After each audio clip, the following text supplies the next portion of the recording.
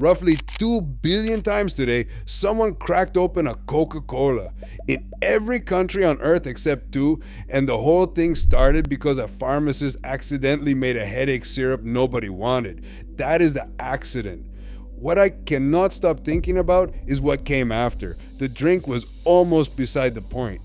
The empire was built on decisions so audacious they look like genius in hindsight and borderline insane in context.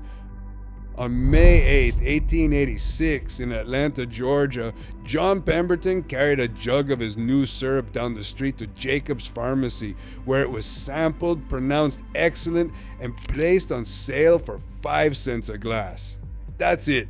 That's the whole launch. No press release, no investor deck, no grand unveiling. Just a pharmacist and a jug walking down the block. In that first year, Pemberton sold about 9 glasses a day. Total first-year revenue came to roughly $50, a loss by Pemberton's own reckoning. And the mythology skips over the context that makes Pemberton's invention less romantic and more desperate. He had returned from the Civil War wounded, addicted, and searching for alternatives to the morphine that ruled his life. Cocaine was being promoted at the time as a cure for opioid addiction, so he developed the beverage partly as a patent medicine, a self-medication experiment that happened to work on other people's headaches too. The man who invented the world's most recognizable drink was broke, sick, and selling a product he had originally conceived as a cure for his own addiction. That's not the story Coca-Cola puts on its museum plaques, but it's the documented one. Pemberton never realized the potential of what he had created. He gradually sold portions of his business to various partners and just prior to his death in 1888, sold his remaining interest to Asa Candler. Pemberton died on August 16, 1888, leaving his wife in financial trouble and his son in a battle for control of the company and the formula. The man who accidentally invented a 2 billion servings a day empire died bankrupt.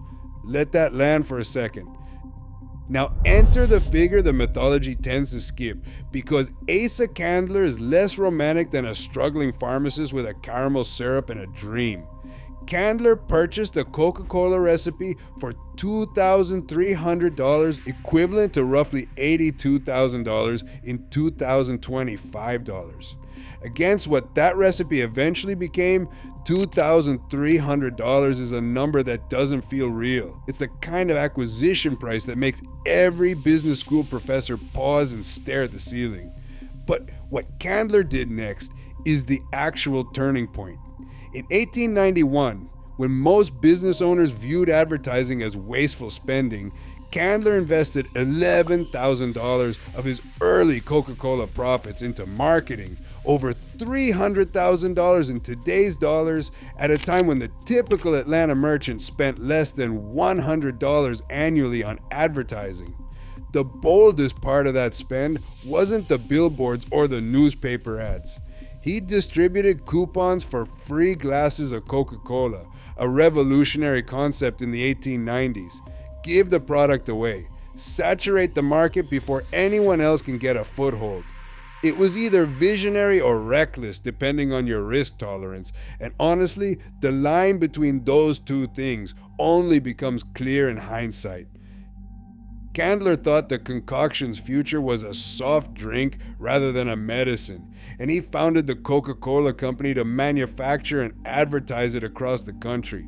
That reframing from cure to refreshment was itself an audacious decision. He stripped away the medicinal rhetoric and sold the feeling instead of the function. Coca-Cola's annual syrup sales grew from 9,000 gallons in 1891 to 76,000 gallons in 1895, a more than 700% increase. The empire Candler built rested on a foundation of aggressive acquisition, buying out Pemberton's heirs, consolidating control, and eliminating competitors, and on a formula so jealously guarded that even today the full recipe is kept locked in a vault in Atlanta. That's either romantic or slightly unsettling, depending on how you feel about the idea that the most consumed beverage in human history is technically a trade secret. The wonder is real, so is the strangeness. What Candler had built by the turn of the century was a regional phenomenon with national ambitions. But surviving into the 20th century was only the first act. What happened next is where Coca-Cola stopped being a beverage company and became something closer to a cultural operating system. Candler paid $2,300 for the recipe and turned it into a national phenomenon. Would you have made that same bet in 1891, or does it only look obvious because we know how it ends? Drop your answer in the comments below, because the real audacity had not even started yet. What Candler built in those early decades wasn't just a successful soda company. It was the scaffolding for something that had never existed before. A brand so embedded in daily life that it started shaping the physical world around it. The contour bottle, introduced in 1915, was designed with a single brief: make it recognizable in complete darkness, purely by touch, not by the label, not by the color, by the shape alone. Think about the arrogance of that ambition for a second. You're a beverage company, and your design goal is that a blind person could identify your product in a pitch black room. They pulled it off. Then there's the Santa Claus mythology, which I have to address directly because it's one of the most persistent myths in advertising history. Coca-Cola is not available in Cuba and North Korea. That fact gets cited constantly as proof of the brand's planetary reach. But the Santa story gets cited even more, and it's considerably murkier. The popular claim is that Coca-Cola invented the modern image of Santa Claus: red suit, white beard, jolly and round. The truth is more interesting and more complicated than that. The red-suited Santa existed in various forms before Coca-Cola's 1930s advertising campaign. What the campaign actually did was standardize the image and cement one particular warm, approachable version into the global consciousness through sheer repetition and scale. Coca-Cola didn't create Santa. It just ran him through its distribution network until that version was the only one most people could picture. That's a different kind of power, and honestly a more impressive one. Then World War II happened, and the company made a decision that accidentally globalized the brand for free. The company's leadership committed to ensuring that every American soldier could buy a Coca-Cola for 5 cents, no matter where in the world they were stationed. And the US military helped build the bottling infrastructure to make it happen. 64 bottling plants were constructed overseas during the war. Soldiers came home. The plants stayed. The brand was now everywhere, and it hadn't paid traditional advertising rates to get there. Today, Coca-Cola products are sold in more than 200 countries and territories, with more than 9 billion servings of company beverages consumed each day across the global system. 9 billion! That's not a beverage statistic, that's a civilization statistic. And then came 1985. The moment the company's own arrogance nearly torched a century of that equity in a single product decision. By 1985, Coca-Cola had been losing market share to diet soft drinks and non-cola beverages for several years.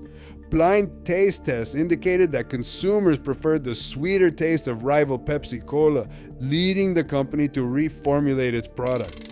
They had performed 190,000 blind taste tests on US and Canadian consumers. The data was overwhelming. The data was also asking the wrong question entirely. New Coke launched on April 23, 1985, with the company simultaneously halting production of the original formula. At protests staged by grassroots groups such as Old Cola Drinkers of America, consumers poured the contents of new Coke bottles into sewer drains. People weren't angry about a flavor, they were angry about identity, about something being taken from them that they had not realized they had claimed as their own. Just 77 days after the launch, Coca-Cola reversed course. On July 10, 1985, company president Donald Keogh stood before cameras and said plainly, "We're not that dumb and we're not that smart," acknowledging that they had clearly misread the public's connection to the original drink. That's not a heroic quote, that's a panic quote, but the panic worked. Within 3 months, the Coca-Cola company reintroduced the original formula under the name Coca-Cola Classic, which produced a notable increase in sales. The backlash accidentally became a loyalty test that Coca-Cola passed by failing. Here's what New Coke actually proved. Coca-Cola had listened closely to consumers, but only to what could be measured quickly. What it missed was the intangible weight of memory, ritual, and trust. The liquid in the can was never really the point. Pemberton's accidental syrup had long since become something else, a feeling, a ritual, a constant. The empire was built by people ruthless enough to protect that feeling even when they couldn't fully articulate what it was. Which brings me to the part nobody puts on the museum plaque. That same ruthlessness has a cost. The company's water usage in water-stressed regions has drawn sustained criticism from environmental groups for years. Its market dominance tactics, the exclusive vending contracts, the aggressive pricing structures, the sheer gravitational pull that makes it nearly impossible for independent competitors to get shelf space are the same instincts that Candler ran in the 1890s, scaled to planetary size. In the first quarter of 2026, Coca-Cola reported $12.5 billion in net revenue, up 12% year over year. That number represents genuine reach, genuine scale, and a corporation operating with the kind of leverage that makes warmth and advertising feel like a carefully managed distance from the cold reality underneath. The wonder is real. Pemberton walked a jug of syrup down a street in Atlanta and accidentally started something that now touches 9 billion moments a day. That's not a product, that's infrastructure. But the gap between the feeling the advertising sells and the size of the machine behind it, that gap is worth sitting with every time you crack one open. Subscribe if you want more stories like this one, and watch this next.